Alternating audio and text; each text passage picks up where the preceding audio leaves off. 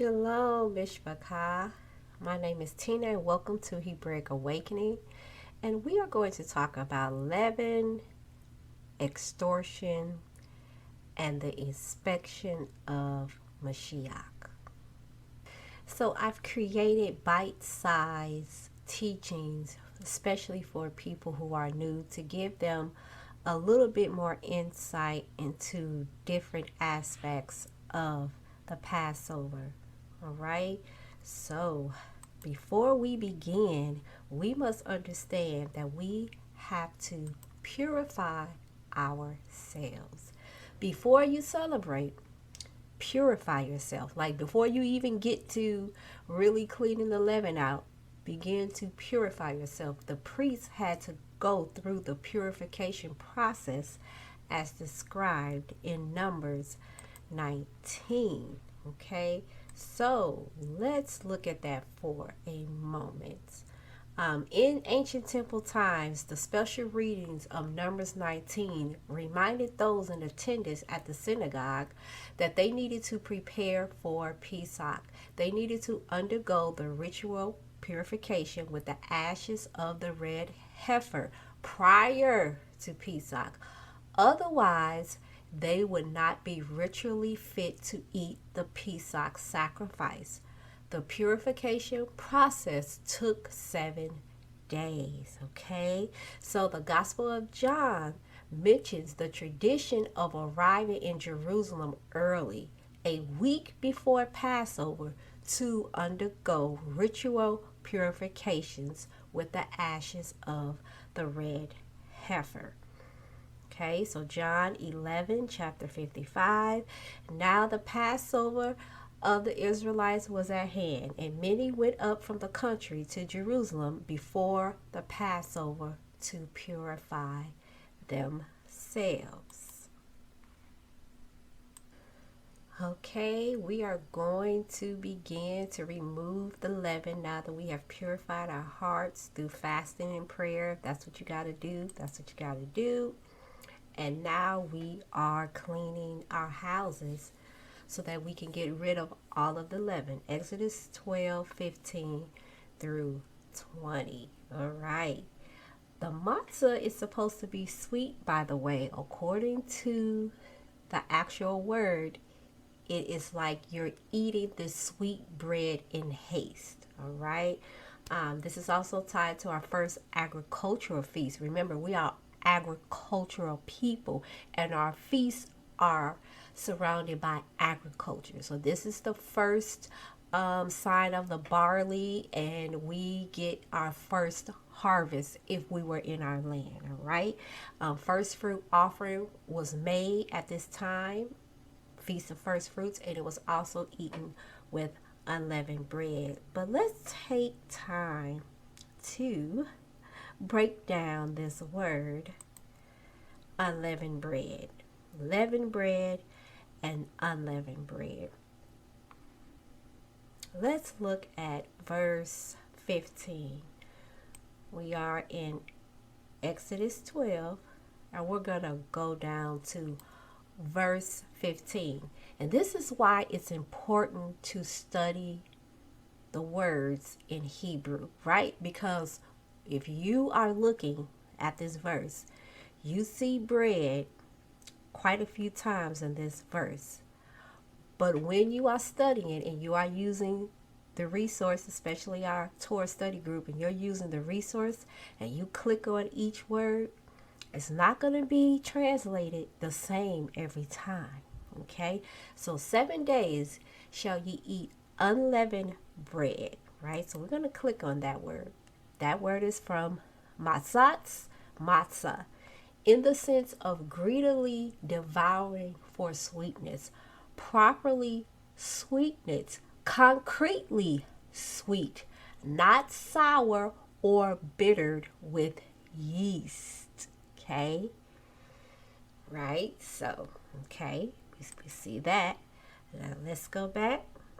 You're going to eat unleavened bread. Even the first day you shall put away leaven. Click on that.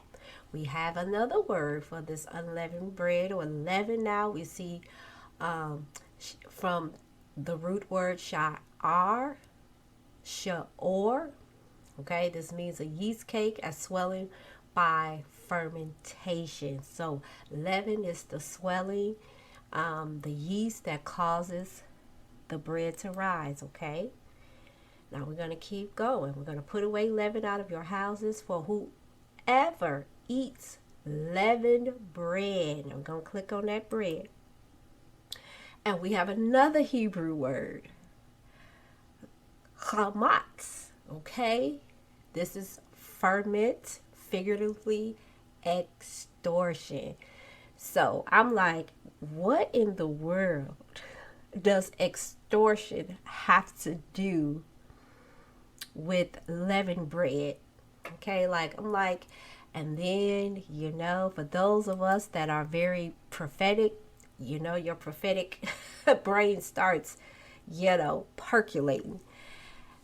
And so I'm like, okay, let me look this up and let me just get the basic definition. All right, so we're going to read the basic definition. Extortion is the practice of obtaining benefit through coercion.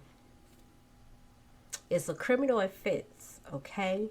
So I'm like, okay, so this leaven is like extortion.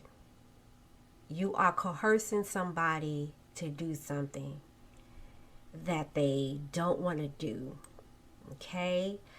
In law, extortion can refer to political corruption, okay, such as selling one's office or influence peddling. And immediately when I start hearing certain words, I go right to Messiah when he says, do not believe the leaven or the teachings of the Pharisees. So if we look at history, right, we know that these particular Pharisees, the Sanhedrins, everybody was corrupted, and they were not even blood Hebrews. Well, they weren't blood Israelites, I'll take that back, but they were Edomite Hebrews, and they extorted and bullied their way to get into that role. All right, and so I'm like, okay, so leaven is not just sin.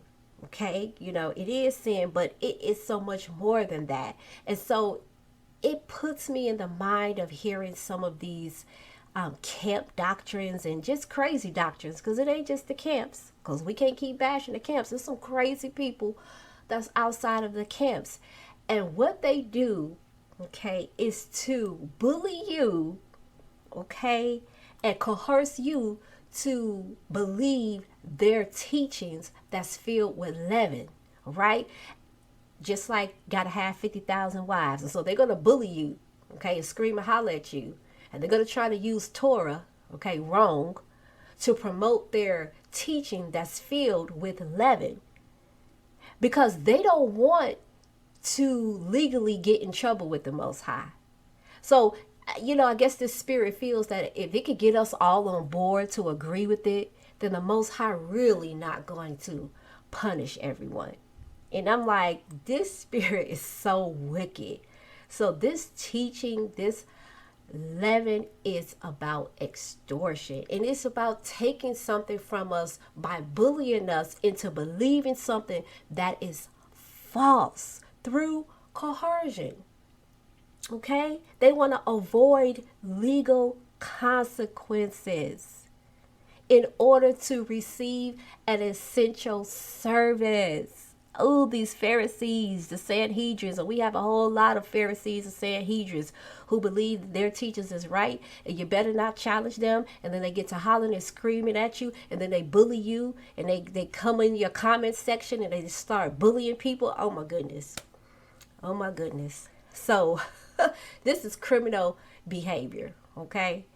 And so we cannot have this in our homes. We cannot have leaven teaching that is bullying, that is bribing people to do wrong. And so it's going to get us all together to be on the same, thought process. so that we can avoid legal consequences, and that's not going to work. Okay, so that's why I love studying, because we get pieces of the puzzle. None of us will have it all, but this is just me studying and learning for myself. Let's think about this. If they had not eaten, the unleavened bread in haste and wanted to wait till everybody's bread was baked, I believe Pharaoh would have came and did some type of extortion on the Israelites. That's just my thought process, because we've learned that, leaven is tied to extortion. And we know Pharaoh, with his attitude and his stiff neckedness, that is where he was going. If they had waited longer, who knows, he may have tried to extort the Israelites before they got up and got out of there. Let's look at Messiah, okay, cleaning out the temple, right? So we are cleaning the leaven out of our houses, and we see Messiah. He is in the temple casting out the money changers. You find that in Matthew 21 and John 2. So Messiah is going, he's going stronger. We're going to take another look at how Messiah is fulfilling Passover as he enters into Jerusalem. Let's look at this. Messiah enters into Jerusalem days before Passover. So according to our tradition, the lambs were inspected on the 10th day of the month. So the families had to keep the lambs, inspect them. They had to be perfect. And you can find this in Exodus 12, verse 5. And we see that Messiah enters Jerusalem. So let's go there for 1 second. Matthew, let's see, is that 21? Yes.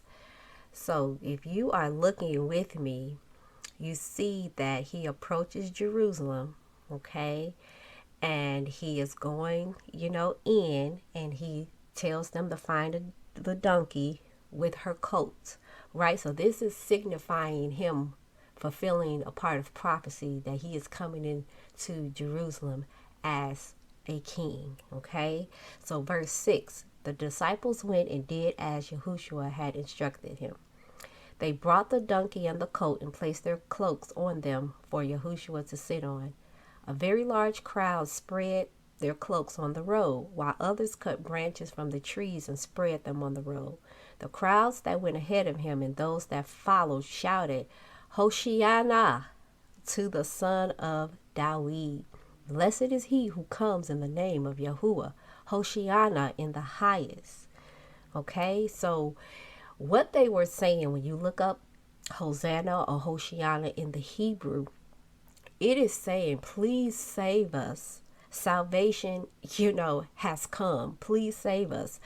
And when you study it, you're like, Yahushua is declaring himself as king, and some of the people can recognize that the Messiah has come in, and they understand that he is coming in as a king. So this statement is usually to kings, pleaded to kings when people are in distress and they want their king to save them. So study that word. So now he's declaring himself as king.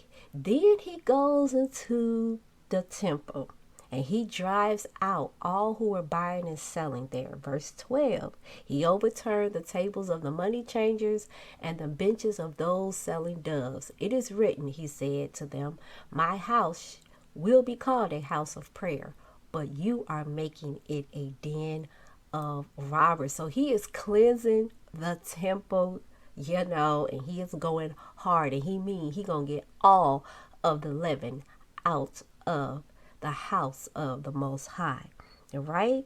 So we see him, going into being inspected as the Lamb. Go to verse 23, right? And he enters the temple courts, right? And while he's teaching, the chief priests and the elders of the people came to him.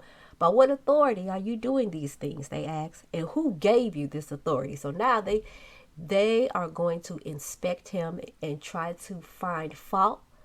They're going to try to find spots and blemishes in him. So he is going in on them, and he is making it known that he is without spot or blemish. Why? Because he is the living, breathing Torah, and in Torah there is no spot or blemish. So he starts teaching them in parables.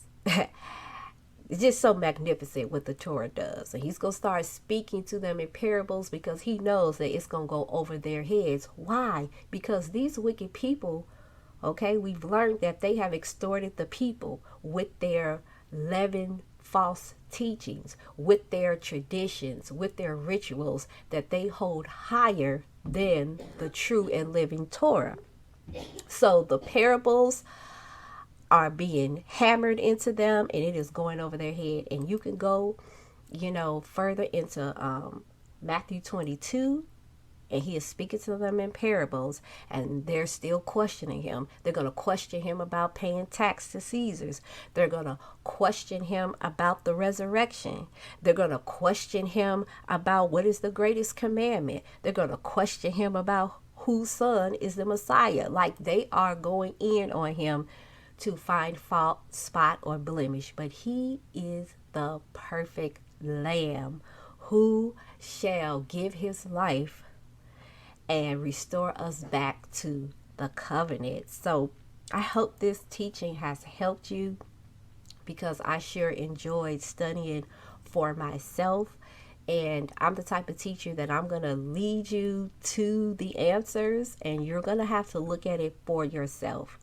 And a lot of things are just going to have to be revealed to people, because those that do not believe that Yahushua is the Mashiach, it has not been revealed to them. Or those that once believed that Yahushua was the Mashiach, but when they came into truth, he became a stumbling block. The enemy took the revelation away. He closed the eyes of most and made their eyes dim, and now they cannot see the light. Right? So I hope this teaching has helped you. And until the next video, shalom, everyone.